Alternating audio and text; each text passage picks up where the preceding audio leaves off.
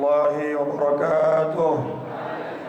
Waalaikumsalam warahmatullahi wabarakatuh. Bismillah, alhamdulillah, salatu wassalamu ala rasulillah Sayyidina wa habibina syafi'ina maulana Muhammadin Sallallahu alaihi wasallam. Miftahi babi rahmatillah Adada ma fi ilmillah salatan wa salaman daimaini bidawami mulkillah Wa ala alihi wa sahbihi wa mawalah Wa la hawla wa la quwwata illa billah ma ba'du.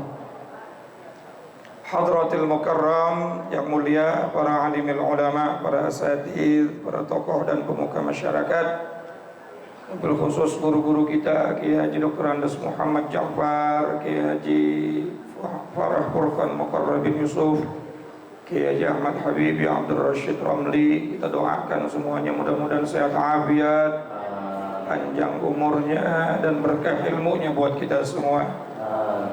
Ustaz Haji Muhammad Tahir, Ustaz Haji Basrain selaku pengurus Ukhuwah Islamiyah, juga pengurus Masjid Babut Thayyib, Bapak Ustaz Haji Rashidin, Ustaz Dalo Abdallah, dan seluruh para sesepuh, bini sepuh, dan seluruh para jamaah sekalian yang hadir tanpa terkecuali, mudah-mudahan semuanya dimuliakan Allah Subhanahu wa taala. Amin.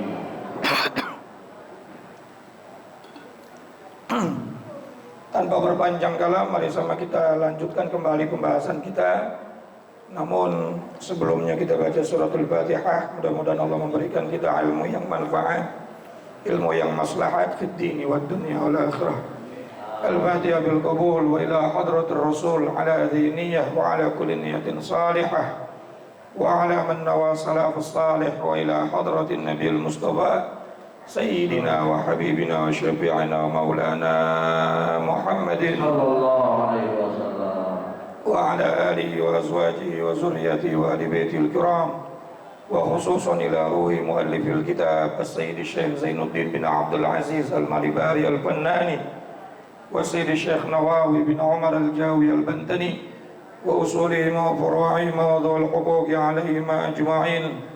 Anna Allah yu'li darajatihim fil jannah wa yu'idu alaina min barakatihim wa asrarihim wa anwarihim wa ulumihim wa nafahatihim fid dini wad dunya wal akhirah wa ila arwahi walidina wa abaina wa jami'il muslimina wal muslimat wal mu'minina wal mu'minat al ahya'i minhum wal amwat wa ila hadratin nabi al-Fatihah. A'udzu billahi minasyaitonir rajim. Bismillahirrahmanirrahim. Alhamdulillahi rabbil alamin arrahmanir rahim maliki yaumiddin.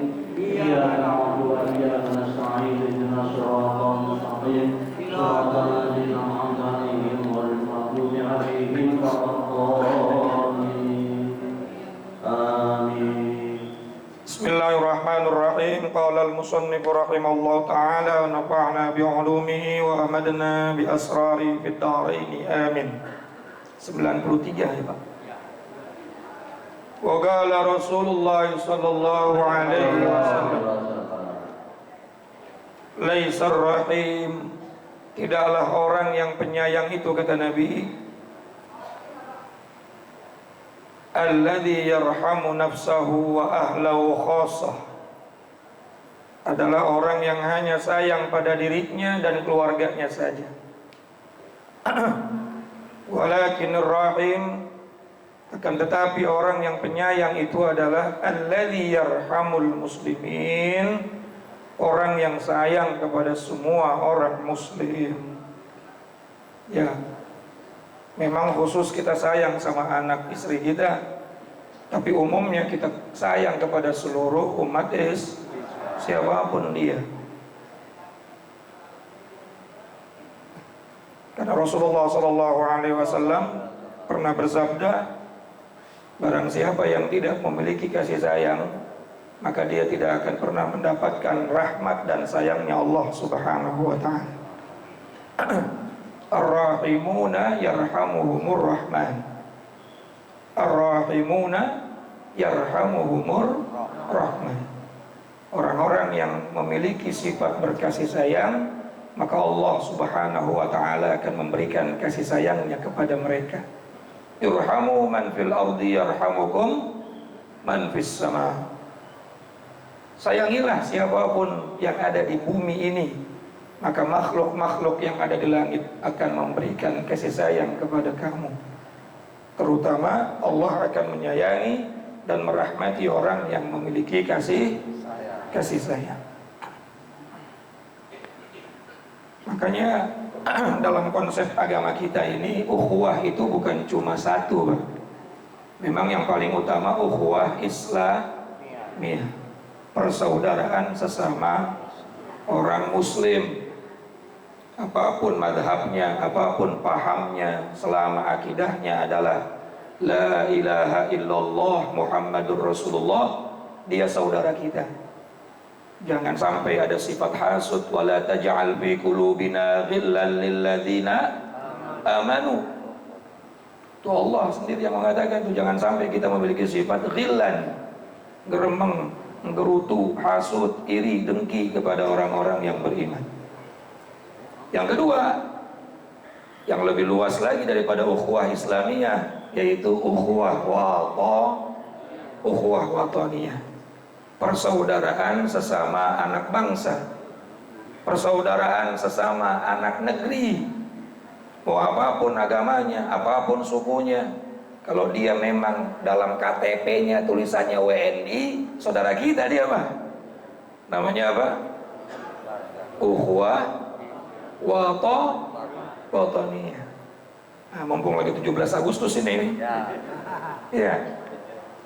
Karena jangan sampai kita itu khianat dengan dasar negara kita sendiri, yaitu persatuan Indonesia. Siapapun dia, apapun sukunya, apapun agamanya, kalau dia memang anak dari bangsa Indonesia, maka dia adalah saudara kita sesama anak bangsa. Dan Bapak jangan khawatir, ketika mengamalkan Pancasila, semua isi Pancasila itu tidak ada yang bertentangan dengan Al-Quran. Nggak ada, Pak.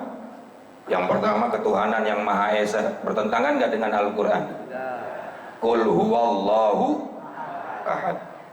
Yang kedua, kemanusiaan yang adil dan beradab. Tiap Jumat khotib baca tuh, innallaha ya'muru bil adli wal ihsan. Sesungguhnya Allah memerintahkan kalian melakukan perbuatan adil dan ihsan, beradab. Kemudian persatuan Indonesia. Wa'tasimu bihablillahi jami'an wa la tafarraqu. Masya Allah. Kemudian yang keempat apa? Kerakyatan yang dipimpin oleh hikmat, kebijaksanaan dalam permusyawaratan perwakilan. Apa ayat Qur'annya, Pak? Wasyawirhum fil amr. Bermusyawarahlah kalian semua dalam setiap urusan. Karena tidak akan, kata Sayyidina Ali, tidak akan menyesal keputusan yang dibuat dengan musyawarah. Jangankan bangsa, Pak, laki bini kalau kagak musyawarah salah-salahan. Betul apa enggak? Mau ngecat rumah nggak musyawarah dulu, berantem tuh deh. Tuh, gara-gara lu tuh pilihannya tuh menor banget, rumah menor. Tapi kalau musyawarah disepakati, ya walaupun salah-salah dikit semua nerima. Dan yang terakhir apa? Keadilan sosial bagi seluruh rakyat Indo. I'dilu huwa aqrabu littaqwa.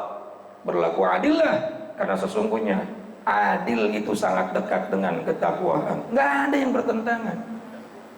Justru banyak yang belum ngamalin nih. Betul apa kagak? Ya, ketuhanan yang Maha Esa, banyak orang yang beribadah, beragama didiskriminasikan. Pasti beraka kagak boleh pakai jilbab. Betul apa kagak? Nah, itu namanya bertentangan dengan ketuhanan yang Maha Esa. Udah, nggak usah terusin dah. Yang penting kita harus bersatu sebagai negara, yaitu ukhuwah wataniyah, persaudaraan sesama anak bangsa. Dan yang berikutnya ukhuwah basyariyah. Ini lebih luas lagi, persaudaraan sesama anak manusia. Lebih luas lagi cakupannya. Bapak pergi kemana-mana ketemu sama manusia siapapun, bentuknya bagaimanapun, rasnya seperti apa, agamanya apa, Pak, jangan pernah merasa kita lebih baik dari mereka. Betul apa enggak?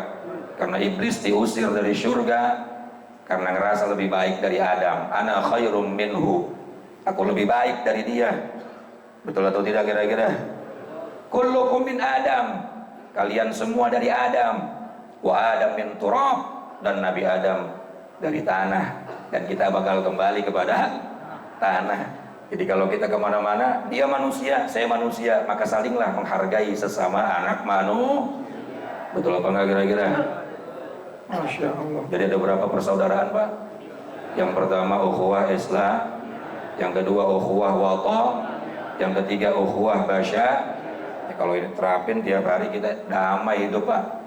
Gak pernah memandang orang dengan pandangan remeh, gak pernah memandang suku saya lebih hebat, lebih unggul dari suku kamu, ras saya lebih unggul dari ras kamu. Betul apa enggak kira-kira? Urusan kebenaran milik Allah. Betul.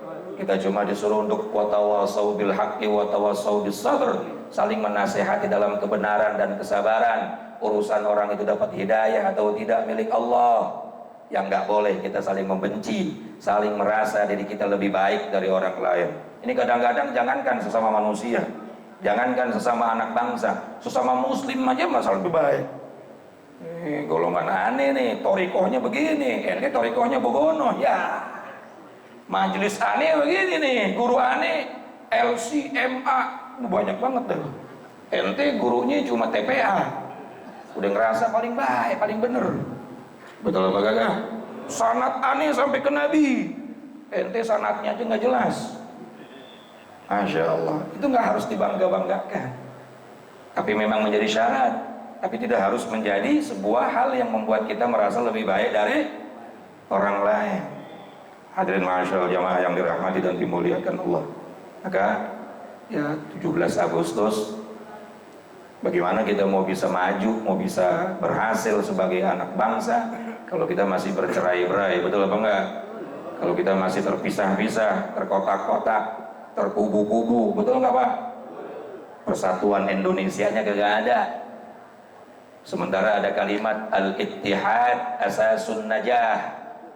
Persatuan itu adalah asasun najah, pondasi dari setiap keberuntungan. Itu semua dimulai dari persatuan. Betul apa kagak?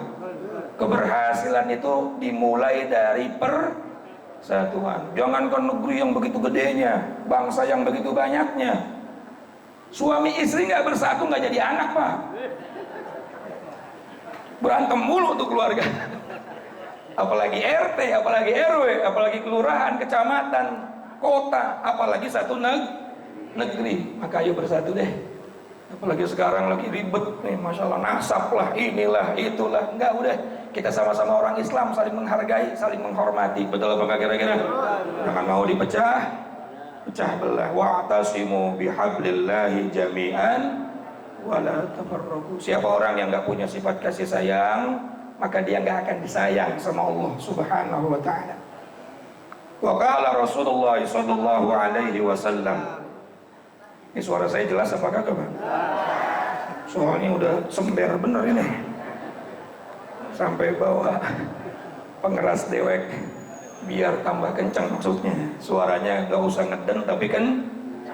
Wa qala Rasulullah sallallahu alaihi wasallam, man masaha ala ra'si yatim, barang siapa yang mengusap kepala anak yatim, kana lahu bi kulli sya'ratin tamuddu 'alaiha yaduhu nurun yaumal qiyamah, maka dia berhak untuk setiap rambut yang dilalui dengan usapan tangannya itu mendapatkan sinar cahaya di hari kiamat. Ini jadi dalil kalau pas santunan suruh ngusap. Enggak begitu juga, ini majaz juga Pak, majaz. Kalau cuma ngusap nggak ada rasa kasih sayang, sama juga bohong. Cuma biasanya kan orang ngusap itu orang sayang gitu ya. Maka majaznya dengan mengusap kepala. Tapi kalau ngusap doang simbol dalam hati gendek, kamu bergerak lu nih, gue sumbangan lagi. Mana dapat ampunan seperti itu? Coba berapa rambut anak yatim? Ada yang bisa ngitung apa kagak? Hah? Kalau satu rambutnya satu ampunan itu berapa juta, berapa miliar rambut yang ada dalam Kalau diiringi dengan kasih, ya, apalagi kasih amplopnya, kasih sayang aja dapat ampunan, apalagi kasih. Masya Allah. Nah ini ada dalam Musnad Imam Ahmad, rawahu Imam Ahmad. Jadi bukan hadis palsu ini, bukan kaul ulama, tapi hadis baginda Nabi Sallallahu Alaihi Wasallam. Jadi tradisi mengusap kepala anak yatim itu secara tekstual memang hadisnya ada. Pahamnya kira-kira ya? Tapi nanti kalau kita pengen amalkan, praktekkan, bukan cuma mengusap, tapi titik poin beratnya adalah kasih sayang kita terhadap anak yatim. Ini kan kita lagi membahas tentang sifat kasih sayang di situ. Tat saya belum punya duit, ya, jangan sampai nyakitin anak yatim lah.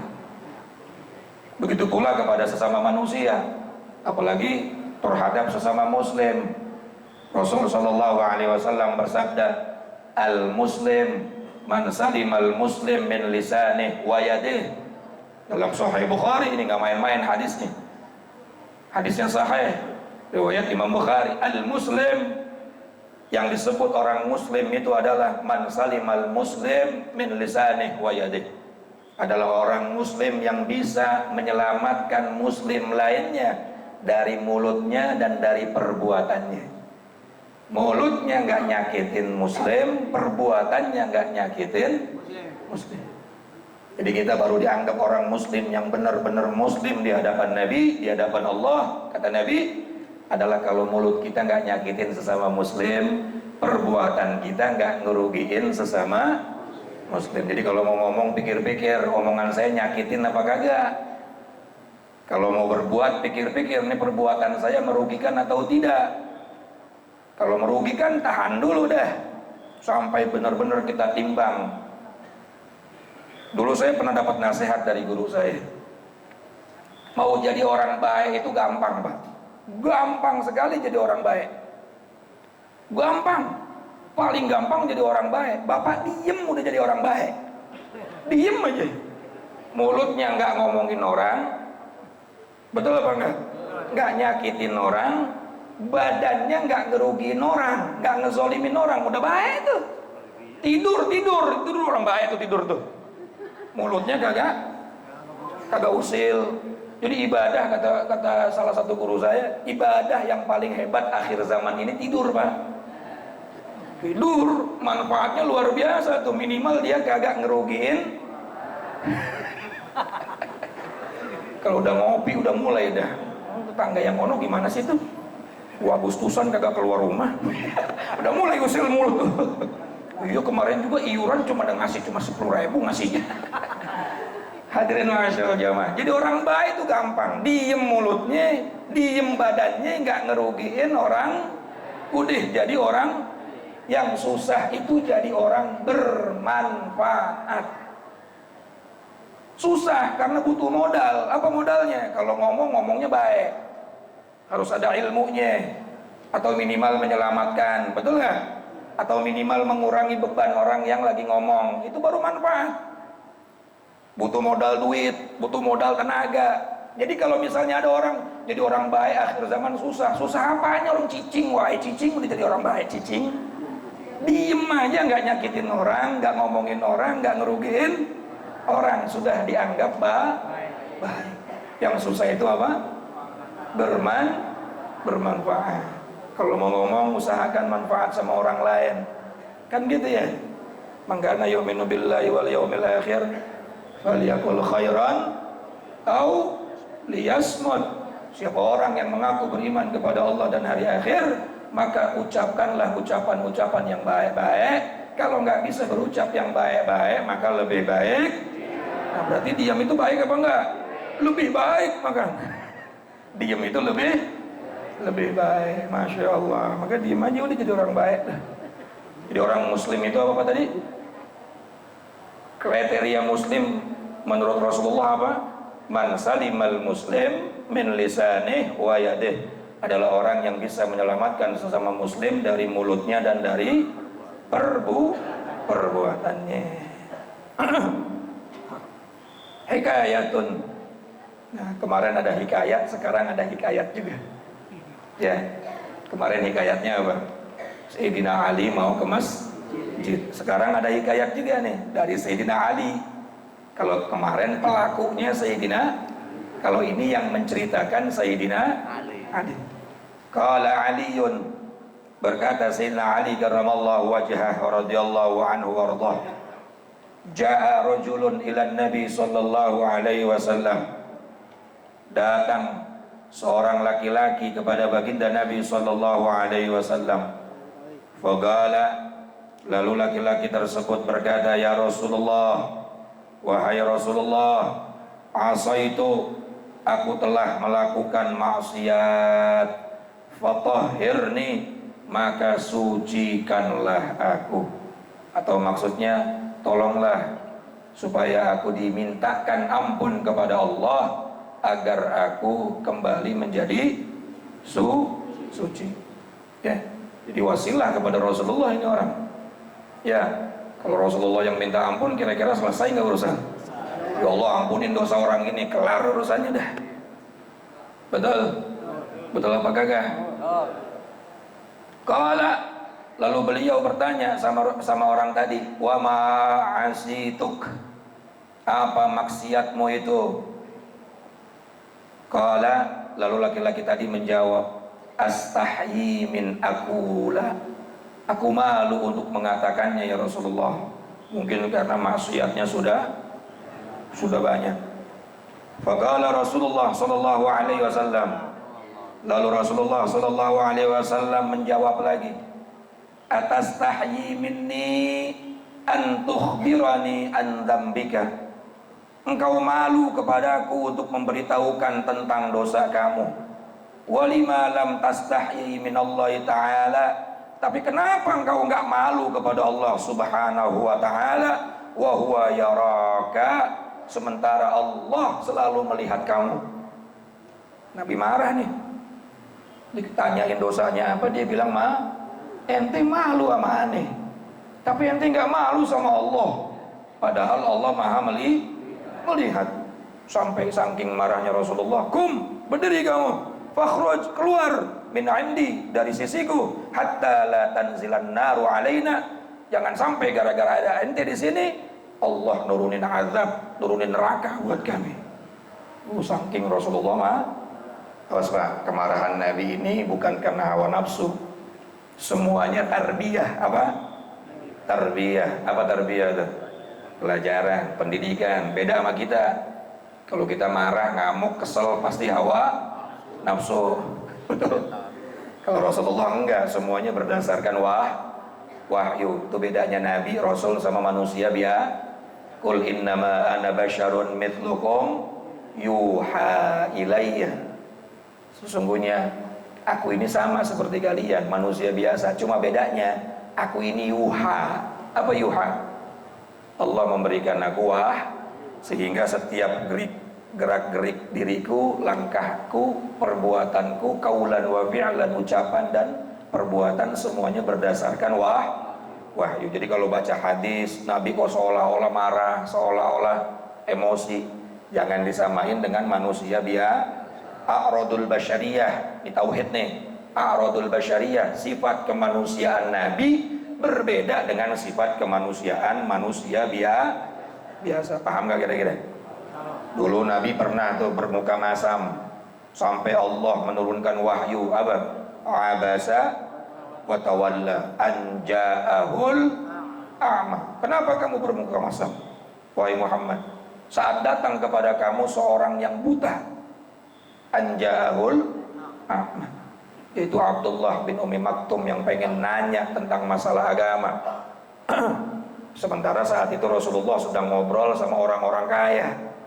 Rasulullah saat itu sikapnya kurang baik mungkin, karena abasa itu adalah masam mukanya.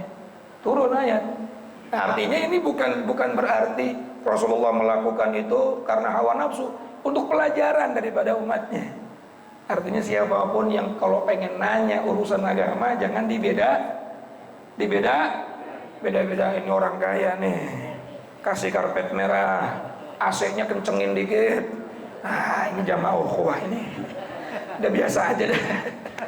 Abasa wa tawalla an ja'ahul a'ma amma yudrika la'allahu yazakka aw yadhakkaru fatanfa'ahu amma man istaghna fa anta lahu tasadda wa ma 'alaika alla.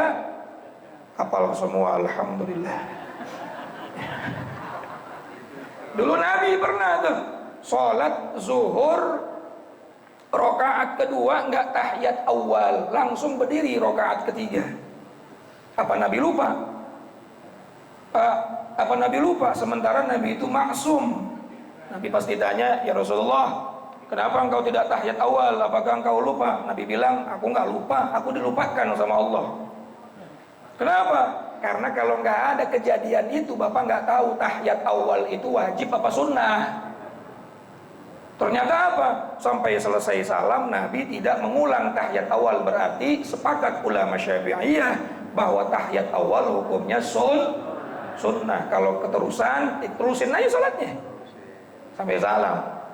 Ya, itu menunjukkan bahwa tahiyat awal hukumnya Coba kalau Nabi nggak dilupain, kita tahunya tahiyat awal hukumnya wajib. Jadi jangan samain. Orang sekarang kan gitu, Nabi sama kita sama-sama manusia, ya terserah lu dah. Maunya samain mulu. Ya, kalau sama-sama sama ente, kenapa nggak ente aja yang jadi Rasul? Nah ini juga sama nih. Nabi marah, ente berdiri, keluar. Aneh khawatir ente di sini bikin nanti dapat azab semuanya. Gara-gara satu orang maksiat, ahli maksiat, semuanya kena azabnya Allah Subhanahu wa ta'ala. Fa kharaja rajul, maka keluarlah laki-laki tersebut khaiban, dengan perasaan rugi, wa aisan, dan putus asa, wa bakian, dan menangis, min indir Rasul, beliau pergi dari sisi Rasulullah, putus asa, nangis dan menyesal. Aduh, Nabi nggak mau mintain Nabi nggak mau mintain ampun sama dia, putus asa Pak. Kalau Nabi nggak ridho, gimana saya matinya nih? Gimana saya matinya nanti? Sementara Nabi kita nggak ridho. Maka pada saat orang tersebut keluar dari sisi Rasulullah, faja'a Jibril alaihi salam, datang malaikat Jibril alaihi salam, wa qala, dan berkata malaikat Jibril, ya Muhammad, wahai Muhammad, lima ayistal asi, kenapa engkau membuat putus asa kepada orang yang bermaksiat? Pak, ini teguran buat Nabi, sebetulnya tarbiyah buat kita, paham nggak? Artinya walaupun orang banyak dosa, jangan buru-buru kita langsung vonis dia dapat azab. Ngerti nggak kira-kira? Ente dosanya banyak, neraka ente. Ya Allah, belum tentu orang itu nanti kelihatannya saat dia mati. Selama masih hidup masih banyak kesempatan. Ya. Makanya banyak orang-orang tuh mengatakan, guru-guru kita mengatakan belajar sama orang yang udah mati. Maksudnya apa? Orang udah mati udah jelas baiknya. Ya. Apalagi matinya dalam keadaan husnul khotimah. Kalau kita ini sekarang baik, yang nggak tahu sejam kemudian. Sekarang lagi melihat kitab, sejam kemudian melihat TikTok. Betul nggak? Atau sebaliknya, yang sekarang lagi maksiat belum tentu sejam kemudian dia masih maksiat. Bisa jadi dia nanti mendapatkan hidayah dari Allah. Kata malaikat Jibril, ya Muhammad, lima istalah asik, kenapa engkau bikin orang itu putus asa? Padahal walahu kafaratun li dzunubih, dia punya kafarat dari dosa-dosanya. Pak, dia punya kafarat dari dosa-dosanya. Wa in kanat katsirah, meskipun dosa dia sangat banyak, ternyata ada kafaratnya. Dia nggak sadar dia lakukan itu, ternyata perbuatan dia membuat dosanya yang banyak itu dihapus sama Allah. Ada yang tahu nggak perbuatannya apa? Ini kan ada hadis, ada riwayat begini Pak, innal hasanat yudhibnas sayyi'at, sesungguhnya perbuatan baik secara otomatis dapat menghapuskan perbuatan dosa kita di masa lampau. Bapak ngaji baik apa enggak nih? Maka tiap detiknya perbuatan buruk kita di masa lampau dihapus oleh Allah. Sholat, puasa, zikir, semua perbuatan baik itu yudhibnas sayyi'at, menjadi kafarat daripada perbuatan dosa. Termasuk ini orang nih, yang saking banyaknya dosa dia malu ngomong sama Nabi. Kata malaikat Jibril, dia punya kafarat ya Muhammad, dia punya penghapus dosanya, kenapa engkau bikin dia putus asa? Faqala Rasulullah sallallahu alaihi wasallam, lalu Rasulullah sallallahu alaihi wasallam bertanya, wa ma kafaratuhu, emangnya kafaratnya apa yang bikin dia dihapuskan dan diampuni segala dosa dan kesalahannya apa? Ternyata apa? Ini hal-hal yang mungkin sepele tapi bisa bikin hapus dosa. Lahu sobiyun soghirun, dia punya anak kecil yang masih kecil di rumahnya. Fa idza dakhala fi baitihi, saat dia masuk ke rumah anak kecil tersebut, wasabiyu yastaqbilhu, lalu anak kecil itu menyambutnya. Taruhlah mungkin anaknya atau ponakannya atau siapa yang ada di rumah kita, atau cucu kita atau anak kita, siapapun itu, yang penting masih kan kecil, dia nyambut, bapak, ayah, abi, om, kan suka gitu ya anak kecil ya, betul apa kagak? Fayadfa'u ilai syai'an minal ma'kulat, maka dia nggak pernah tuh kosong tangannya buat ngasih sesuatu, apakah sepotong roti, permen atau apapun itu, supaya tuh bocah seneng. Bocah atau dia kalau nggak bawa apa-apa, dia melakukan sesuatu yang anak itu biar senang. Ma yafrahu bih fa idza farihas sabi, maka apabila si anak kecil itu sudah mendapatkan kesenangan, kebahagiaan, yakunu kafaratan lidzambihi, jadilah senangnya anak yatim sebab sikapnya dia kepada anak kecil tadi, mohon maaf bukan anak yatim, anak kecil, maka menjadi kafarat buat dosa-dosa. Makanya bapak kalau pulang cucunya datang, sono, lagi mana mau diampunin dosanya, ente aja gak punya kasih sayang, sono, ayang lagi capek, ayah, abi, sono, mama. Malu. Masya Allah. Sering gak kayak gitu Pak kita Pak?